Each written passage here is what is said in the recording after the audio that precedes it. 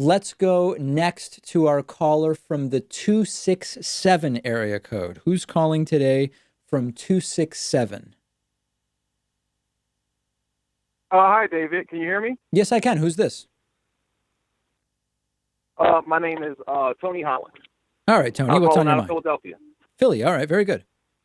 Um, well, I wanted to talk about reparations and how I just don't pretty much agree, or I'm not really hearing any realistic. I don't know.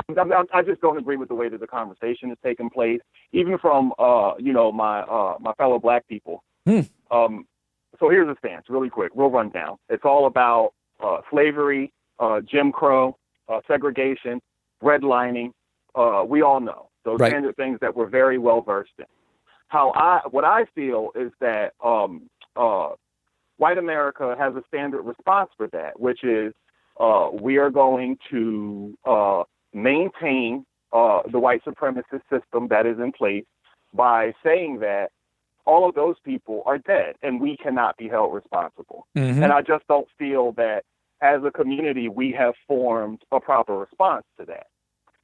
So for me, I look at it economically. Black people own 2% of businesses in the United States of America, meaning that almost 100% of us have to leave our community to have access to a single opportunity in this country. Defining our largest issue, the root of our issue is, in fact, labor dependent.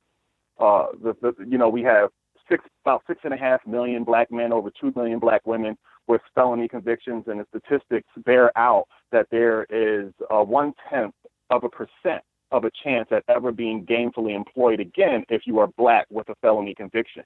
Right. So my whole thing is, one, I don't support cash payments whatsoever, because there is no reason.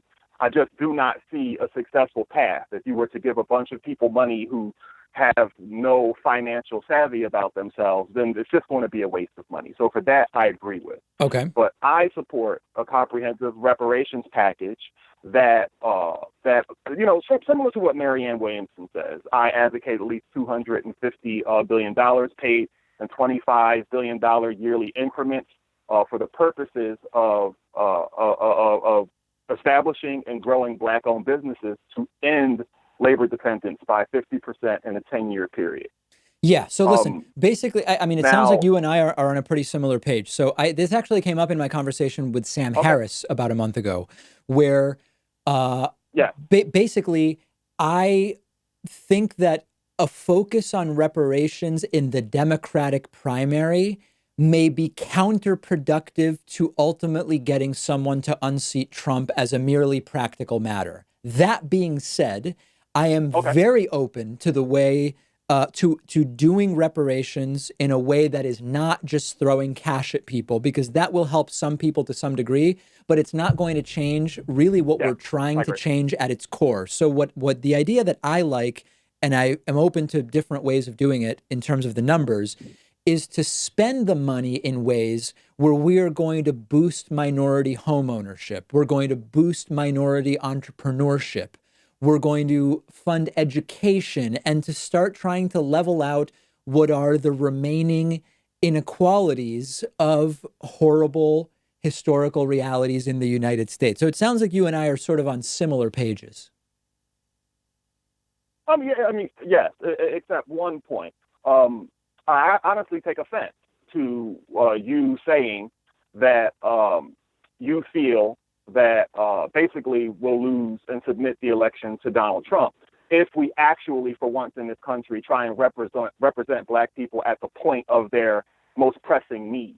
Well, it's not a question of taking. It's not a question of taking offense. You could argue that I'm wrong about it, or that I'm. Let me finish my point. Yeah.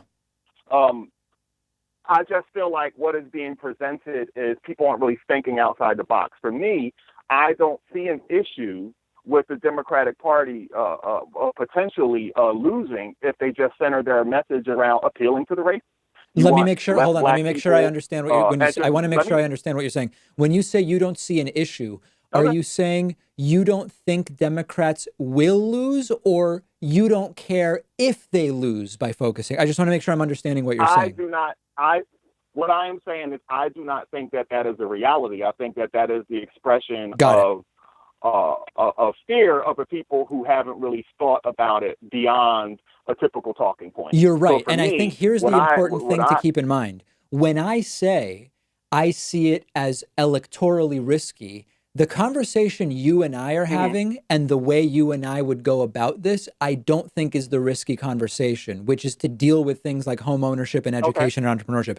The problem is that whenever it comes up, the conversation becomes one of how do you decide who we give cash to and how much do we give them? And you and I both agree it's the wrong conversation. And I don't see them having a conversation that's yeah. different than that one. That being said, if the conversation they have is the one you're having, I'm all for it. Well, I think we need to reorient the discussion and get away from the concept of cash payments in general. I think Yes. that is the single biggest thing that holds us back. I think the second biggest thing is the assumption that we cannot run on reparations and win. One of the things that I keep in mind is actually shopping a reparations package to actually racist and people that are connected to hate groups such as the KKK. And Okay. what I would say to them was, do you want less black people working in your place of employment? Do you want less black children, going to school with your white children? And let me finish before you say this. And do you before you respond? And do you want less black people living in your neighborhood? Well, if you support a comprehensive reparations package, Yeah. what it will do is allow for the black community to be self-sufficient, and they're going to most likely stay in their area when 100% of them don't have to leave for opportunities. All right, let me think I more think it about that appeals to part. them as I've well. not given that part thought. I appreciate the call. I do want to get to a couple more people, but you've very well Okay. explained your position, and I appreciate it. Thank you, David. I really appreciate your time. All You right. do a fantastic show. I came across you a few months ago, maybe about 3 months ago, and I don't agree with everything you say, but it's just everything about your presentation, the way you speak, the way you present your ideas appeals to me. I have listened to the Young Turks for 5 years, never became a contributor. I Wow. became a contributor of yours within the first week.